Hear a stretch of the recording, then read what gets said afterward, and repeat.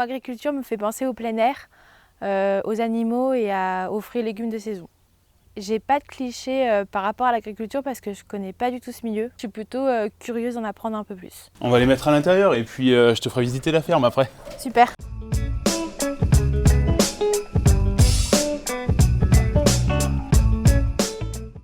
Sur l'exploitation ici, nous produisons une grande variété de légumes différents. On fait 90% de légumes et 10% de fruits rouges. Là, sous une serre, on a une serre de 300 mètres carrés, on met environ 700 pieds de tomates. À la main? Oui, c'est tout planté à la main. Wow. Pour l'arrosage, pour amener la quantité d'eau nécessaire au développement des plantes, on arrose par ces jets-là. Donc ça, c'est de l'aspersion qui arrose par-dessus, qui recrée la pluie. D'accord. Sous les serres. Ensuite, on passe au goutte à goutte, donc qui arrive par des tuyaux enterrés. Donc c'est de l'eau qui est pompée dans des étangs qui sont en dessous, quoi, des retenues collinaires. Oui, on voit le développement des racines. Et ici, on voit le goutte à goutte. Donc ce qui permet d'apporter exactement la quantité d'eau nécessaire. On n'apporte ni plus ni moins. Donc là, cette année, on a les pieds de tomates. D'accord. L'année prochaine, on aura une autre culture. Ah, tu mets pas chaque année les mêmes cultures au même endroit? Non, on a une rotation sur les cultures. Ah ouais? Toutes les cultures se succèdent dans les serres. Pourquoi? Parce que simplement, c'est pour un problème sanitaire. Okay. Un problème de maladie qu'on peut rencontrer si on met toujours les mêmes pieds au même endroit. Pour moi, l'agriculture raisonnée, donc c'est un type d'agriculture qui respecte déjà les saisons. D'accord. Et qui utilise des intrants uniquement si besoin. Moi, sur la ferme ici, je suis autonome en matière organique et donc en éléments fertilisants. Sur l'exploitation, j'ai pas que des légumes, j'ai aussi une partie de céréales.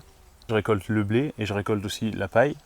Et je fais un échange de paille contre du fumier avec un éleveur voisin qui me permet d'avoir du fumier. Et qui dit fumier, c'est une mine d'or d'éléments. Mais le but de l'agriculture raisonnée, c'est ça, c'est d'être assez autonome, donc de limiter tout ce qui est intrant, de respecter les saisons. Et le dernier point, c'est de soigner nos plantes. Pour les soigner, on utilise de temps en temps des oligo-éléments. On utilise des produits qu'on appelle produits phytosanitaires.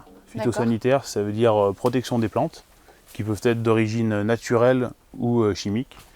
Sur la ferme, on utilise au maximum les produits d'origine naturelle, qui sont des extraits de plantes, des produits type cuivre, soufre. Déjà pour préserver notre santé et puis la santé des consommateurs. Sur concombre, on a des acariens qui attaquent les feuilles, qui piquent les feuilles et justement qui font des petites mosaïques jaunes. Ici, on n'en a pas parce qu'on est pas mal pour l'instant, on est protégé. Donc en amont, avant l'arrivée de ces acariens, je pose des petits sachets. Ça, c'est des acariens aussi, qui sont dans les sachets, mais qui sont prédateurs de ceux qui attaquent mes plantes. Oh, c'est génial. C'est ce qu'on appelle la lutte intégrée des cultures. Et tous ces insectes-là, on appelle ça des insectes auxiliaires des cultures.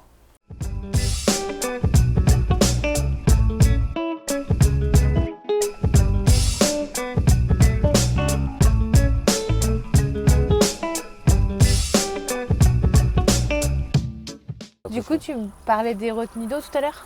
Alors ça, c'est mes retenues d'eau qui me permettent d'arroser mes cultures. Elle provient de l'écoulement du vallon que tu vois ici. Donc tu as une autonomie de combien de temps? Là, je tiens toute l'année, enfin tout l'été. Ok.